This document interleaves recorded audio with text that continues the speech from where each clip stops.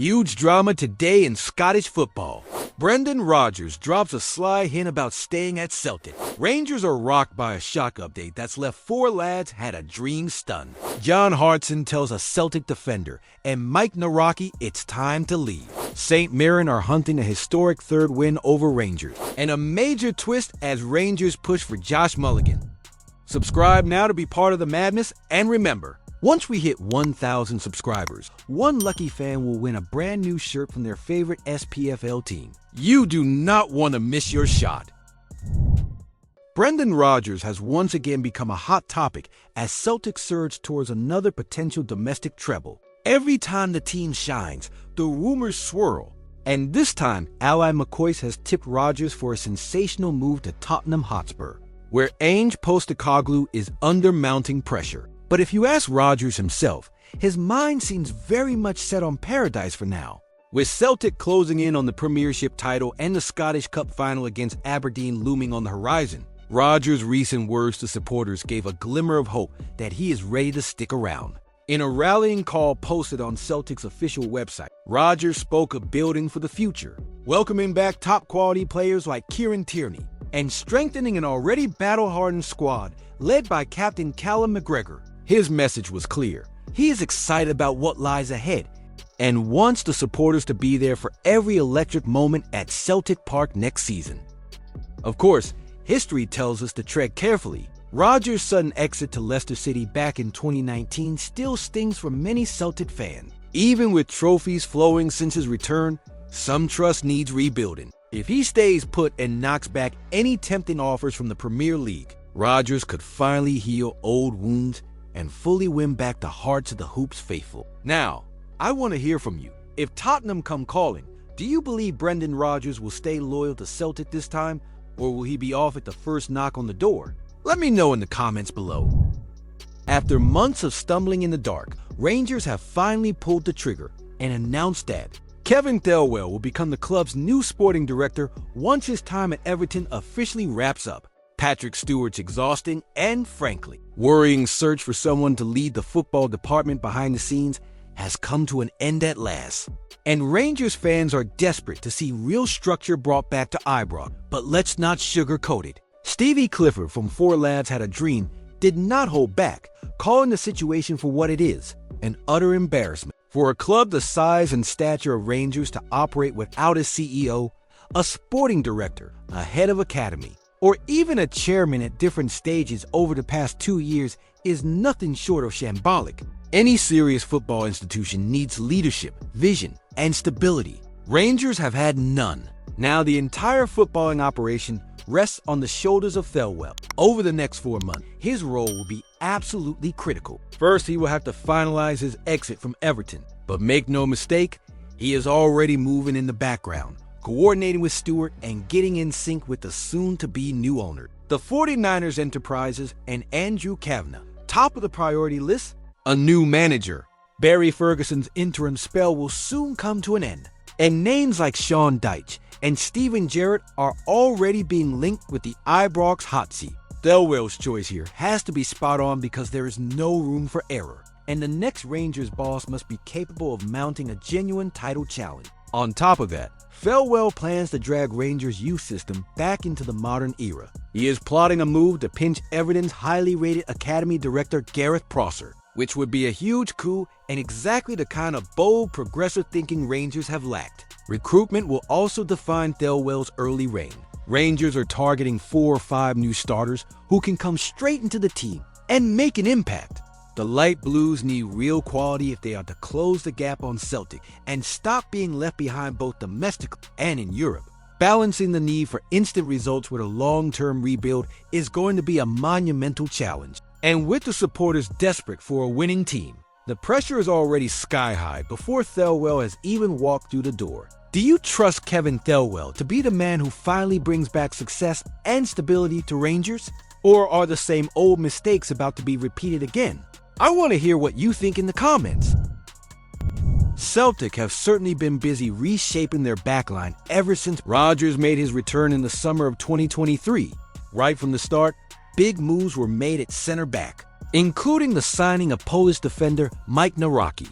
But truth be told, Naraki has spent more time warming the bench than commanding the defense. With just 11 starts across 17 appearances, totaling 991 minutes, everyone knows Cameron Carter-Vickers is the undisputed leader at the back. The real debate is always about who partners him. Liam Scales cemented that spot last season after a breakthrough campaign. And despite Rodgers bringing in further reinforcements like Austin Trusty for a significant fee, the American has struggled for consistency and spent the season drifting in and out of the starting sheet.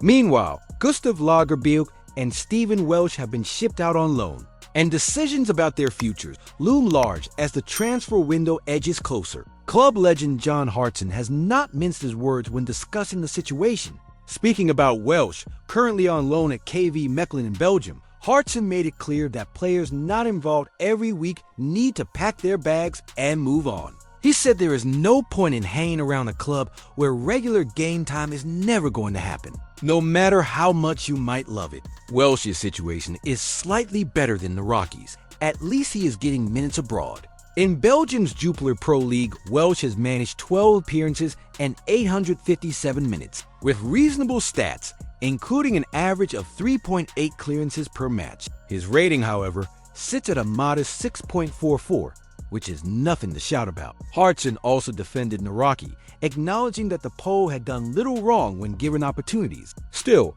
opportunities have been few and far between, and every time he looks like making a breakthrough, he finds himself back out of the squad, with 2 or 3 options for every defensive position. But that means if you are not one of Rodgers' trusted men, your future looks grim. Both Naraki and Welsh may have some serious thinking to do come the summer. If you were in Brendan Rodgers' shoes, would you keep Naraki and Welsh for next season or show them the door to make way for new blood? Let me know your thoughts in the comments. Rangers are stepping up their plans for the summer as a fresh behind-the-scenes update reveals a new twist in the pursuit of Dundee's. Josh Mulligan, the 22-year-old midfielder, is set to leave Dundee at the end of the season when his contract expires. And Rangers are reportedly eager to bring him to Ibrox on a free transfer. Mulligan has been free to negotiate with other clubs since January, and it now looks like Rangers want to get a deal done quickly. It has emerged via Rangers Review that the Ibrox side are fully aware they must boost the physicality across the squad if they are to seriously challenge Celtic next season. Mulligan's profile fits that need perfectly, offering strength, energy, and versatility, and the fact that he would arrive for free makes it even more attractive to Rangers' hierarchy. This season in the SPFL, Mulligan has made 29 appearances, starting 24 matches and chipping in with 5 assists. Notably, he stood out when Dundee held Rangers to a 1-1 draw earlier this year, setting up his side's goal and showing exactly the kind of tenacity Rangers have lacked at times. With Lyle Cameron already tied down on a pre-contract, Rangers now hope to do the same with Mulligan, ensuring they have more Scottish talent in their ranks, a key focus area for incoming sporting director Kevin Thelwell. Bringing Mulligan in would be a smart move, adding squad depth and tactical flexibility, as he can operate not only in midfield, but also at wing-back or right-back. His athleticism and ability to support attacking moves could make him an important asset for a team that must find a way to dethrone Celtic next season. Financially, it also makes perfect sense. Signing Mulligan for free allows Rangers to save resources to focus on marquee targets elsewhere, whether it be a proven striker or someone to eventually replace James Tavernier. With the 49ers' influence growing at Ibrox and serious squad rebuilding plan, snapping up promising talents like Mulligan could be the first step in Rangers' long road back to the top. Would signing Josh Mulligan be a smart move for Rangers, or should the club be aiming even higher this summer? Let me know what you think down in the comments. Stephen Robinson has made it clear that his St. Mirren players have a massive incentive to make history against Rangers this weekend. The Buddies have already stunned Rangers twice this season, winning 2-1 at home on Boxing Day and 2-0 at Ibrox in February. Now, they are chasing a historic third win over Rangers in the same season, something that has not happened since the 1979-1980 campaign. With St. Mirren already safely in the top 6 for the 3rd successive year following their win over Ross County, Robinson admitted the pressure is off, but he is determined for his team to finish the season with a flourish. There is still a European spot up for grabs, and taking another win over Rangers would be a massive statement. Robinson said, "I told the players, winning 3 times against Rangers in one season is unheard of. It has been 45 years since this football club last achieved that. That level of consistency is something the players can be very proud of." He continued,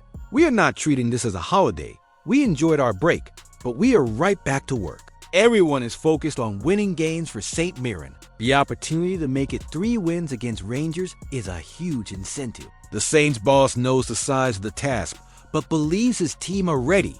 On paper, we should not be anywhere near Rangers, but football is not played on paper. We need to be at our very best, do the simple things really well, and take the game to them. Press them high, be aggressive, and get the crowd right behind them. Robinson also spoke of his relief at being away from the bottom 6 relegation scrap. The pressure is truly off. When you look at the bottom 6, nobody is safe, and if you lose your first game, it is panic station. Relegation brings so many issues, job losses, plans being scrapped because of the lack of income. So yes, there is huge relief. He concluded, "Now we can enjoy the end of the season, but enjoy it properly by trying to win every single game. Until someone tells me officially that we cannot get into Europe, we are going to keep pushing."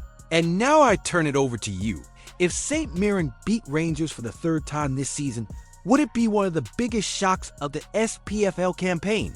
Let me know what you think in the comments. And don't forget, we're closing in on 1,000 subscribers. Once we hit that mark, we're giving away a shirt of your favorite SPFL team to 1 lucky subscriber. So hit that subscribe button, drop your team in the comments, don't forget to leave a like on the video. I post videos every day talking about our Scottish football. See you soon.